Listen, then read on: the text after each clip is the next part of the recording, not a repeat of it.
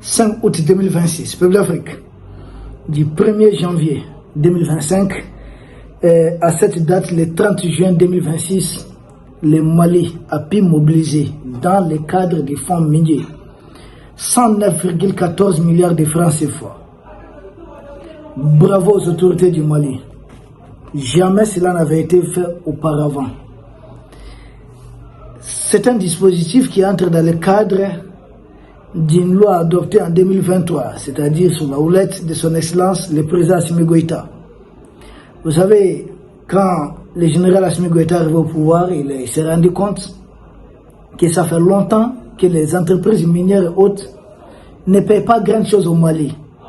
Et il y a un nouveau code minier qui a été mis sur place. Et vous vous souvenez de cette histoire, le bras de fer avec Barrick Gold, qui refusait de se conformer à notre nouveau code minier. Et ce code minier a plusieurs volets. Pas question d'impôt simplement et autres. Non, non, non, non, non.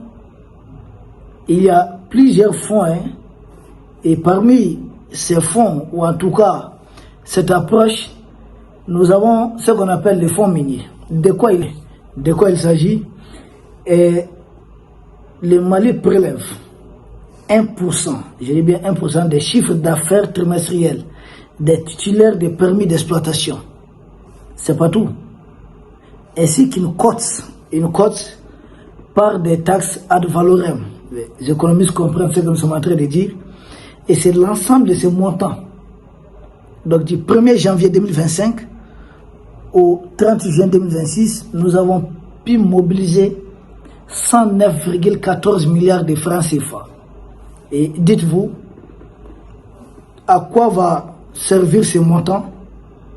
Il s'agit de financer les infrastructures énergétiques. Vous voyez, il y a des situations qui s'améliorent ici.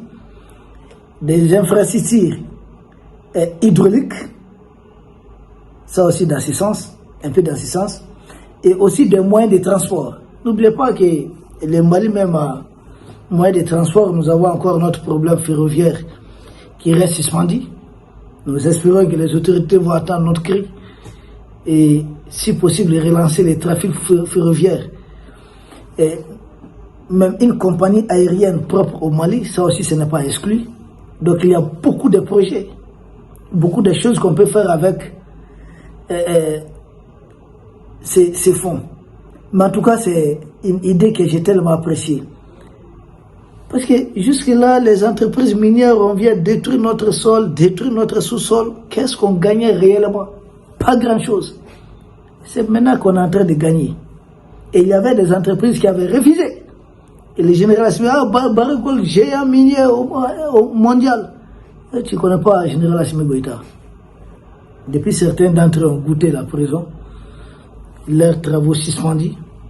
Ils sont revenus à la raison, ils sont conformés et puis ils ont commencé à payer ce qu'ils doivent payer au Mali. Peuple d'Afrique, les autorités du Mali visent sur le long terme le montant de 500 milliards de francs CFA.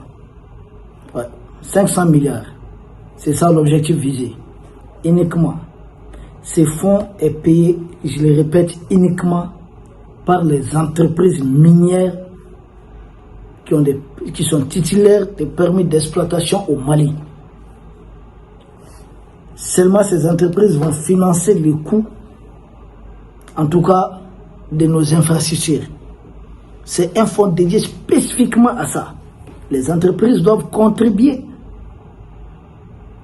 à la politique de développement de nos infrastructures. Et pour cela, 1% de leur chiffre d'affaires trimestriel, c'est ce qui est alloué. J'avais dit au début qu'il y a plusieurs fonds.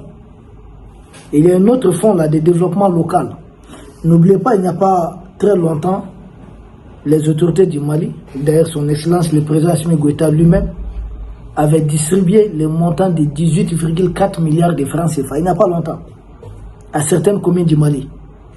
Parce que les communes, les localités où il y a les mines là sont implantées, les mines doivent payer aussi pour ces villages, pour ces communes. C'est comme ça qu'on a pu collecter 18,4 milliards de francs CFA.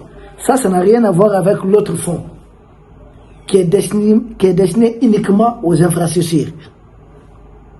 Donc il y a plusieurs fonds comme ça. Vous voulez être une entreprise minière au Mali, préparez-vous à payer ça. Vous allez payer pour le développement local. Vous allez payer pour des projets peut-être au niveau régional et vous allez payer pour des projets au niveau national. Ça dépend des différents fonds. Et si je pense qu'il y a, pendant tous ces temps, on était dans quelque chose, pouvoir démocratiquement et autres, nous dit de retourner dans ça. On ne gagne rien, ce sont les entreprises minières qui gagnent tout. Et c'est ce qui arrange les impérialistes, parce que ce sont leurs sociétés. Avec nos militaires au pouvoir, ils savent que ça ne va pas fonctionner. Et ils n'ont pas de compte bancaire en Europe ou bien quelque part. Ils n'ont pas de la famille, ils n'ont rien là-bas. Vous payez ou vous dégagez. Ils aiment des régimes en place où on dit quoi, le président ou bien le premier ministre lui-même, il est actionnaire dans ça. Ou bien lui-même, on paye quelque chose pour avoir tel marché. Le président Assimi n'est pas dedans. Les dirigeants de l'Est, non, ça passe pas. On a réformé le code minier. C'est là que vous vous demandez, c'est qui nous gouvernait pendant tous ces temps? Pourquoi on a perdu tous ces temps? Maintenant, c'est trouvé qu'au niveau des infrastructures, on est au top. Si chaque 3 ans, 5 ans, on pouvait lever jusqu'à 500 milliards, imaginez combien de routes on aurait fait au Mali. Au lieu d'aller nous endetter auprès du FMI ou Banque mondiale pour faire une simple route. Il y a des entreprises minières qui peuvent contribuer pour nous faire ces routes-là.